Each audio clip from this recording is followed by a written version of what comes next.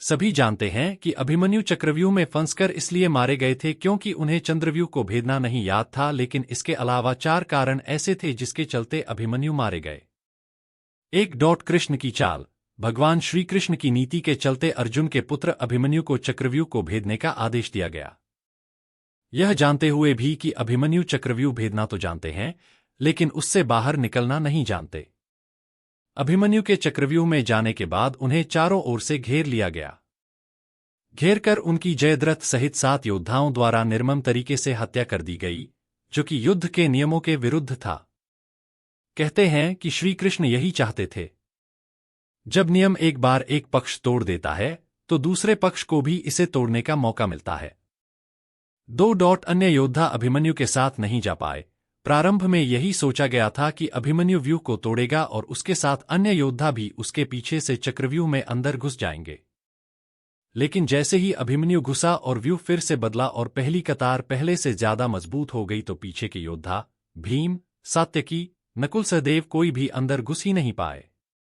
युद्ध में शामिल योद्धाओं में अभिमन्यु के स्तर के धनुर्धर 2-4 ही थे, यानी थोड़े ही समय में अभिमन्यु चक्रव्यूह के और अंदर घुसता तो चला गया, लेकिन अकेला, नितांत अकेला। उसके पीछे कोई नहीं आया। 3. लड़ते लड़ते थक जाना। जैसे जैसे अभिमन्यु चक्रव्यूह के सेंटर में पहुंचते गए, वैसे वैसे वहां खड़े योद्धाओं का घनत्व और योद्धाओं का कौशल उन्हें बढ़ा हुआ मिला, क्योंकि वे सभी योद्धा युद्ध नहीं कर रहे थे, बस खड़े थे, जबकि अभिमन्यु युद्ध करता हुआ सेंटर में पहुंचता है। वे जहां युद्ध और व्यूहरचना तोड़ने के कारण मानसिक और शारीरिक रूप से थके हुए थे, वहीं कौरव पक्ष के योद्धा तरोताजा थे। ऐसे में अभिमन्यु के पास चक्रव्यूह से निकलने का ज्ञान होता तो वे बच जाते, या उनके पीछे अन्य योद्धा भी उनका साथ देने के लिए आते तो भी वे बच जाते। लेकिन थकान के कारण वे अधिक जोश और होश से लड़ नहीं पाए। 4. युद्ध नियम के विरुद्ध हत्या। अर्जुन पुत्र अभिमन्यु चक्रव्यूह भेदने के लिए उसमें घुस गया।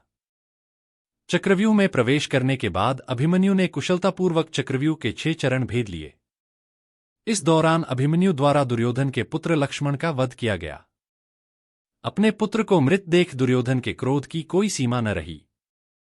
तब कौरवों ने युद्ध के सारे नियम ताक में रख दिए।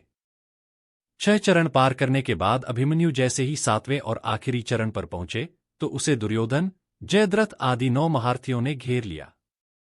अभिमन्यु फिर भी साहसपूर्वक उनसे लड़ते रहे। सभी ने मिलकर अभिमन्यु के रथ के घोड़ों को मार दिया। फिर भी अपनी रक्षा करने के लिए अभिमन्यु ने अपने रथ के पहिए को अपने ऊपर रक्षा कवच बनाते हुए रख लिया और दाएं हाथ से तलवारबाजी करता रहा। कुछ देर बाद अभिमन्यु की तलवार टूट गई और रथ का पहिया भी चकनाचूर हो गया। अब अभिमन्यु निहत्था था।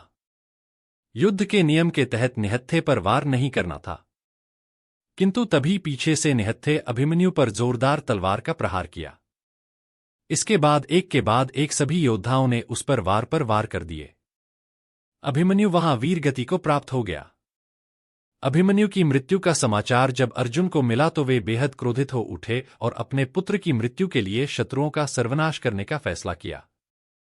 सबसे पहले उन्होंने कल की संध्या का सूर्य ढलने के पूर्व जयद्रथ को मारने की शपथ ली।